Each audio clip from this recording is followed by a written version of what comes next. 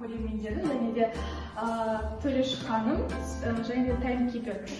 Бүгінгі біздің резолюциямыз бұл палата ресурстардың құндылығы олардың қолдануында дейді.